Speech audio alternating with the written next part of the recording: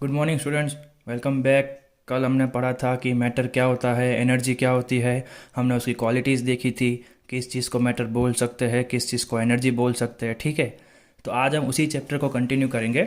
आज हम पढ़ेंगे स्टेट्स ऑफ मैटर। ठीक है, तो there are generally 3 states of matter. हमारी बुक में और किसी भी साइंस की बुक में सिर्फ मैटर के 3 ही स्टेट्स होते हैं, जो है सॉलिड, लिक्विड और गैसियस। ठीक है, अब इस चैप्टर में हमें इन्हीं मैटर्स के स्टेट्स के बारे में पढ़ना है। वो कैसे चेंज होते हैं, वो कैसे बनते हैं, कौन सी चीज़ को कौन से मैटर में डालना है, कौन से स्टेट में डालना है, वो हम सारी चीज़ें इस टॉपिक पे पढ़ेंगे। तो यहाँ पर आपको एक बॉक्स बनाकर एक केमिकल इक्वेशन दी हुई है, जो आपको इस पूरे वीडियो के दरमियान रिफ़र करनी होगी। तो प्लीज़ इसे थोड़ा ध्यान से देख लीजिए। पहला हमारा स्टेट था सॉलिड, दूसरा था लिक्विड और तीसरा था गैस। ठीक है, तो अब हमें ये पढ़ना है कि कौन सी चीज़ को हम सॉलिड बोल सकते हैं, लिक्विड बोल सकते हैं या गैस बोल सकते हैं, और वो चीज़ें कैसे फॉर्म होती है, कैसे इंटरचेंज होती है और वापस अपने ही ओरिजिनल फॉर्म में कैसे आ जाती है। एग्जाम्पल यहाँ पर है आइस। तो हमें पता है बर्फ़ जो है वो कौन से स्टेट में होता है, सॉलिड स्टेट में होता है। ठीक है, इट इज़ हार्ड। फिर अगर आप उसे हीट करेंगे, मतलब कि गर्म करेंगे, तो वो क्या बन जाएगा, वाटर बनेगा। वाटर कौन से स्टेट में होता है, तो water is in liquid state. ठीक है, और अब जब वाटर को आप हीट करोगे तो वो क्या बन जाएगा, वाटर वेपर, मतलब कि वराड़। ठीक है, वो कौन से फॉर्म में होता है, गैस फॉर्म में।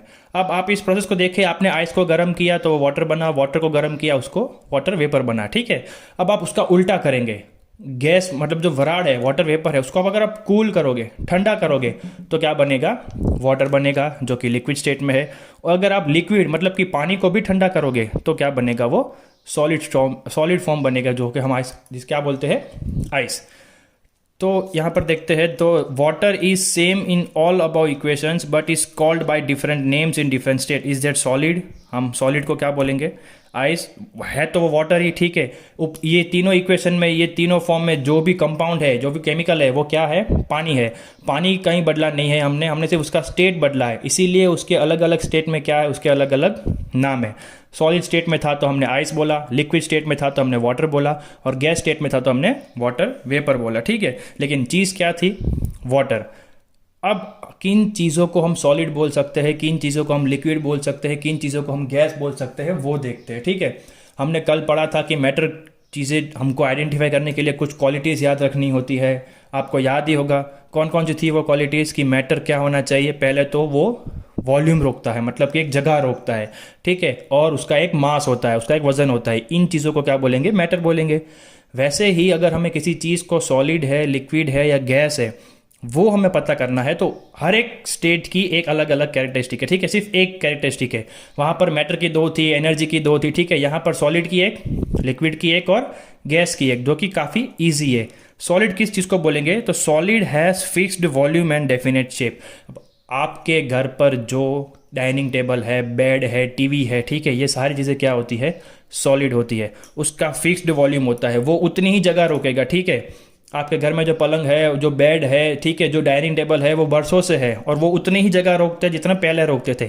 मतलब कि उसका वॉल्यूम जो है, उसका जो शेप होता है, वो क्या होता है, फिक्स होता है, और उसका वजन जो होता है वो भी फिक्स होता है। ठीक है, तो सॉलिड की एक ही कैरेक्टरिस्टिक्स होती है कि वो फिक्स्ड वॉल्यूम होती है और उसका डेफिनेट शेप होता है।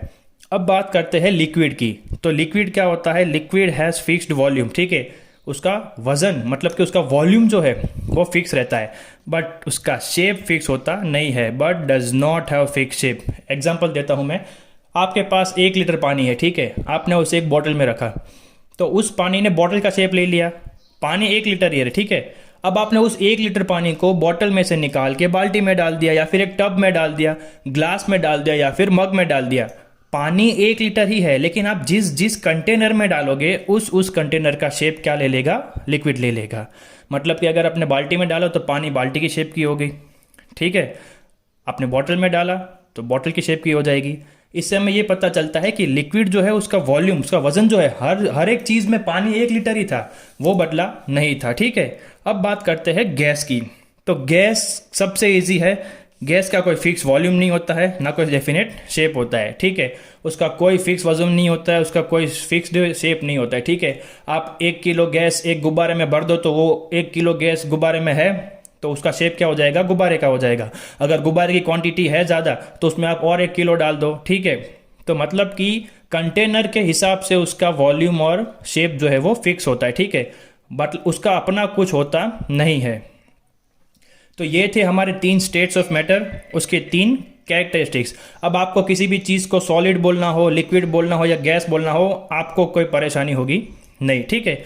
अब हम देखते हैं कि मैटर जो है वो चेंज कैसे होता है। जैसे कि हमने ऊपर देखा, आइस तो सॉलिड में था तो वो लिक्विड बन गया, ठीक है। अब जब लिक्विड वाटर था उसको हमने गर्म किया तो क्या हो गया, गैस बन गया। तो इस चेंज को हमें पढ़ना है, ठीक है। अब थोड़ा डिटेल में पढ़ेंगे। तो इस चेंज को क्या बोलते हैं, या चेंज कैसे होता है, किस में होता है, वो सब चीज़ हम इस टॉपिक में डिस्कस करेंगे, जिसका नाम है change in state of matter. मतलब कि मैटर जो है उसके स्टेट को क्या करना है, चेंज करना है। उसकी डेफिनेशन क्या होती है, तो the change in state of matter from one two another is called inter conversion of state. जब एक स्टेट ऑफ मैटर मतलब कि सॉलिड है वो अपना फॉर्म बदलता है, वो अपना फिजिकल स्ट्रक्चर बदलता है और दूसरे मैटर के स्टेट में पहुंच जाता है, उसे हम क्या बोलते हैं, इंटर कन्वर्जन ऑफ स्टेट। मतलब कि सॉलिड जो चीज़ थी उसे गर्म करेंगे तो लिक्विड बन जाएगी, तो इस प्रोसेस को क्या बोलेंगे, इंटर कन्वर्जन ऑफ स्टेट, ठीक है। उसकी डेफिनेशन क्या थी, एक बार फिर देख लेते हैं। The change in state of matter from one two another, ठीक है, वन टू अनदर मतलब कि सॉलिड टू लिक्विड या फिर लिक्विड टू गैस, ठीक है। ये उल्टा भी हो सकता है, गैस टू लिक्विड या लिक्विड टू सॉलिड। हमें तो सिर्फ ये देखना है कि उनका इंटर कन्वर्जन हो रहा है या नहीं। इसे क्या बोलेंगे, change in state of matter.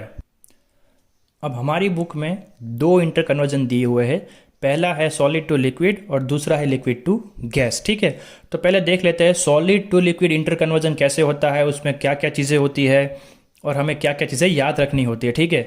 तो पहला तो है when solid is heated at room temperature it changes into liquid. हमने आगे ही देखा था कि जब सॉलिड बर्फ मतलब कि आइस को हमने रूम टेम्परेचर पे गर्म किया था तो क्या बन गया था, पानी बन गया था, मतलब कि उसका चेंज लिक्विड फॉर्म में हो गया था, ठीक है।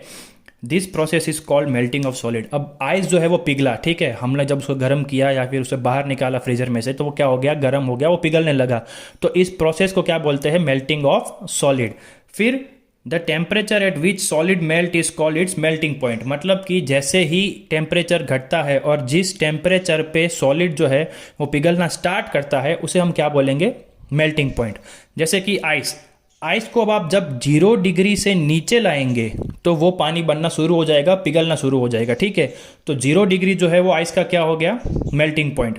कार्बन भी एक सॉलिड होता है, ठीक है। अगर उसको आपको मेल्ट करना है तो आपको उसको टेम्परेचर देना पड़ेगा 3500 डिग्री सेल्सियस, जो भी काफ़ी बड़ा और ऊंचा टेम्परेचर होता है, ठीक है। ये सिर्फ आपको एग्जांपल दिया हुआ है, आपको समझ में आए इसलिए। मतलब कि जिस टेम्परेचर पे सॉलिड पिघलना स्टार्ट होता है, इट स्टार्ट्स मेल्टिंग, उसे क्या बोलेंगे, मेल्टिंग पॉइंट, ठीक है। अब इसका उल्टा भी होता है, ऑन फ्रीजिंग और being cooled the liquid changes into corresponding solid at particular temperature. यहाँ पर एक चीज़ याद रखना, करस्पॉन्डिंग सॉलिड मतलब आप जिस लिक्विड को ठंडा कर रहे हो आपको उसी का सॉलिड मिलेगा, फाइन। मतलब कि अगर आप बर्फ को पिघला कर पानी बना रहे हो तो आपको पानी ही मिलेगा और कोई लिक्विड मिलेगा नहीं। सिमिलरली जब आप वाइस वर्सा करते हो, जब आप लिक्विड पानी मतलब कि जो वाटर है उसे आप ठंडा करते हो, फ्रीज करते हो, तो आपको बर्फ ही मिलेगा, राइट। जिस करस्पॉन्डिंग सॉलिड या लिक्विड को आप इंटरचेंज कर रहे हो आपका उसी का दूसरा फॉर्म मिलेगा। अब जिस टेम्परेचर पे ये सॉलिड फ्रीज होता है उसे क्या बोलेंगे, फ्रीजिंग पॉइंट। द टेम्परेचर और point is called freezing point, this process is called freezing. जब ऊपर हमने देखा था कि जब पिघलना स्टार्ट होता है उसे क्या बोलते हैं, मेल्टिंग। तो सिमिलरली जब ठंडा होना चालू होता है, जब वो सॉलिड बनना स्टार्ट होता है तो उसे क्या बोलेंगे, फ्रीजिंग। जिस टेम्परेचर पे पिघलना स्टार्ट होता है उसे क्या बोला था हमने, मेल्टिंग पॉइंट। तो सिमिलरली जिस पॉइंट पे फ्रीज होना चालू होगा उसे क्या बोलेंगे, फ्रीजिंग पॉइंट, ठीक है। अब इन 2 प्रोसेस के ऊपर से हमें एक चीज़ पता चलती है जो आपको याद रखनी पड़ेगी, जो आपको लिख लेनी है कहीं पर, that the freezing point of liquid is same as the melting point of its solid.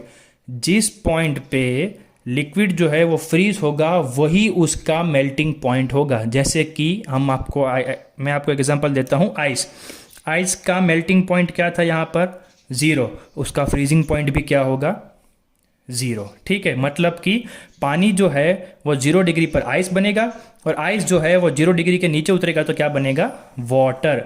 मतलब कि ये इंटरचेंज होता है, जिस भी सब्सटेंस का फ्रीजिंग पॉइंट होता है लिक्विड में उसी चीज़ को सॉलिड का वो मेल्टिंग पॉइंट होता है। अब इस पर से आपको दो चीज़ें याद रखनी है। पहली है solid substance have melting point higher than room temperature. अब देखो, हमारा रूम टेम्परेचर घर पर, स्कूल पर या फिर नॉर्मली लाइफ में क्या होता है, it's between 24 degrees to 40 degrees, ठीक है, ये हमारा रूम टेम्परेचर है। अब ऐसे टेम्परेचर पर जो सॉलिड चीज़ें होती है उनका जो मेल्टिंग पॉइंट होता है वो क्या होता है, उससे ऊंचा होता है। जैसे कि आपके घर में लोखंड होगा, सोना होगा, अगर वो चीज़ें भी 24 से लेकर 40 डिग्री में पिघल जाती तो हमारे घर पर कभी सोना या आयन होता नहीं। मतलब कि इनका जो मेल्टिंग पॉइंट है वो रूम टेम्परेचर से काफ़ी ऊंचा है। अब यही चीज़ आप लिक्विड के लिए बोल सकते हैं, तो liquid substance have melting points lower than room temperature. मतलब कि जो चीज़ें लिक्विड बनती है वो रूम टेम्परेचर से नीचे के टेम्परेचर में फ्रीज होती है, ठीक है, समझ में आया। अब दूसरे इंटरकर्जन की बात करते हैं जो है लिक्विड टू गैस। पहले हमने क्या देखा था, सॉलिड टू लिक्विड, अब पढ़ते हैं लिक्विड टू गैस, ठीक है। तो when liquid is heated to a particular temperature it forms bubbles. मतलब कि जब आप किसी भी चीज़ को गर्म करना चालू करते हैं तो उसके अंदर बुलबुले बनते हैं, जो आप सबने पानी को गर्म करते हुए देखा होगा, ठीक है, इट्स ए कॉमन थिंग। अब इस प्रोसेस को क्या बोलते हैं, boiling. This process is called boiling. जब भी आप किसी लिक्विड को गर्म करना स्टार्ट करते हो और उसमें बुलबुले आने लगे तब आपको समझना है कि ये प्रोसेस को हमें क्या बोलना है, बॉइलिंग बोलना है। और the temperature at which boiling occurs is called boiling point. जैसे हमने आगे देखा था, मेल्टिंग जब स्टार्ट होता है उसे मेल्टिंग पॉइंट बोलेंगे, जब फ्रीजिंग स्टार्ट होगा उसे फ्रीजिंग पॉइंट बोलेंगे। सिमिलरली जब ये बॉइलिंग स्टार्ट हो जाती है, उबलना चालू हो जाता है, बुलबुले दिखने लगते हैं आपको पानी के अंदर जब गर्म होता है, उस टेम्परेचर को क्या बोलना है हमें, बॉइलिंग पॉइंट, ठीक है। अब इससे क्या होगा, due to this process liquid gets converted into gaseous form very fast और रैपिडली। अब एक चीज़ ध्यान रखना, जब आप गैस चालू करके पानी गर्म करते हो और बुलबुले आते हैं तो पानी जो है वो गैस फॉर्म में, मतलब कि वराड़, वाटर वेपर, जो हमने आगे के देखा, हमने आगे एग्जांपल में आइस टू वाटर वेपर, ठीक है। तो जब आप पानी को गर्म करोगे तो वो गैसियस फॉर्म में वेरी फास्ट और रैपिडली बन जाएगा। मतलब कि थोड़ी देर में आपने जिस बर्तन में पानी रखा है, ठीक है, वो बहुत जल्दी से उड़ जाएगा, ठीक है, to change into water vapour. Example आपको पता है, हमने आगे ही बात कर ली थी, वाटर जो है वो वराड़ बन जाएगा, वाटर वेपर बन जाएगा कितने टेम्परेचर पे, तो 100 डिग्री सेल्सियस पे, ठीक है। तो वाटर जो है वो मेल्ट होता है 0 डिग्री पे, फ्रीज भी होता है 0 डिग्री पे, लेकिन बॉयल जो है, जो वराड़ बनता है, वाटर वेपर बनता है, वो बनता है 100 डिग्रीज पे, ठीक है। अब एक चीज़ यहाँ पर ध्यान देनी है, दैट समटाइम्स वाटर और any liquid changes into gas form slowly without boiling. अब जब हम गर्म करते हैं किसी चीज़ को, नीचे से हम लोग एनर्जी, वार्म हीट देते हैं, ठीक है, हम गर्मी देते हैं, तो वो फास्ट या रैपिडली गैस फॉर्म में आएगा। लेकिन किसी चीज़ को अगर आप गर्मी नहीं देते हैं और इसे खुला छोड़ देते हैं, ठीक है, तो वो धीरे धीरे धीरे क्या होगा, वाटर वेपर बनेगा। जैसे कि आपने एक बाल्टी पानी भर के छत के ऊपर रख दी, ठीक है, आप शाम को गए तो आपने जितना पानी रखा था उससे थोड़ा कम हो गया होगा। क्यों? क्योंकि वो सनलाइट, मतलब कि सूरज की गर्मी से वाटर क्या होता है, इवापोरेट होता है, वाटर वेपर बनता है, जो कि बहुत ही स्लो प्रोसेस है, ठीक है, आप उसे नीचे से गर्म नहीं कर रहे हो। तो ये चीज़ ध्यान रखनी है, जब हम गर्मी देते हैं पानी को तो वो फास्टली वाटर वेपर बनेगा, लेकिन जब आप उसे ओपन एरिया में खुला छोड़ देते हैं, अगर आप कोई बॉइलिंग नहीं दे रहे हो, तो वो क्या होगा, स्लोली चेंज होगा किसमें, गैस फॉर्म में, ठीक है।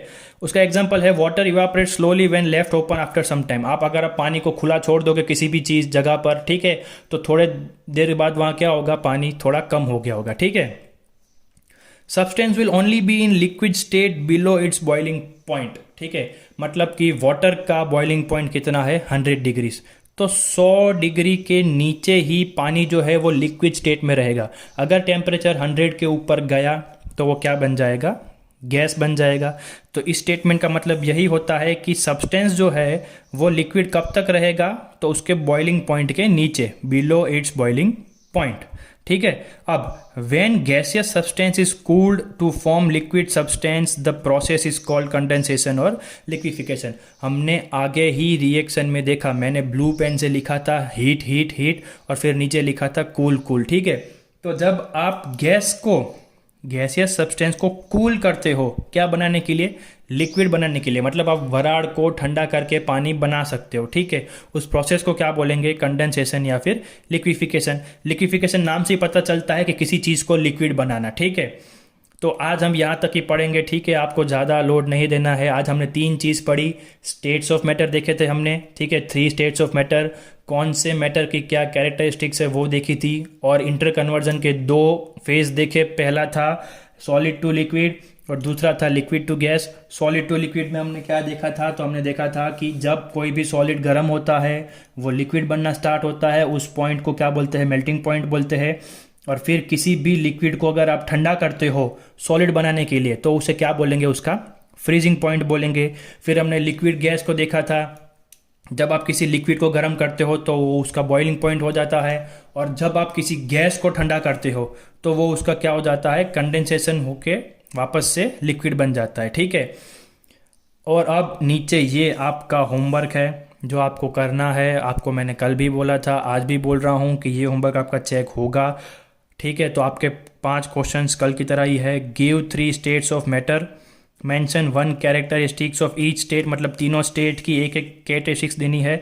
Define inter conversion of matter, define melting point और डिफाइन बॉइलिंग पॉइंट। इन सभी के आंसर इसी वीडियो में है। बाकी आपको पूरी पीडीएफ भी भेजी है ग्रुप में चैप्टर की, आप उसे भी रिफ़र कर सकते हैं, ठीक है। प्लीज़ पढ़ाई चालू रखिएगा। फिर मिलेंगे अगले वीडियो के साथ। Thank you.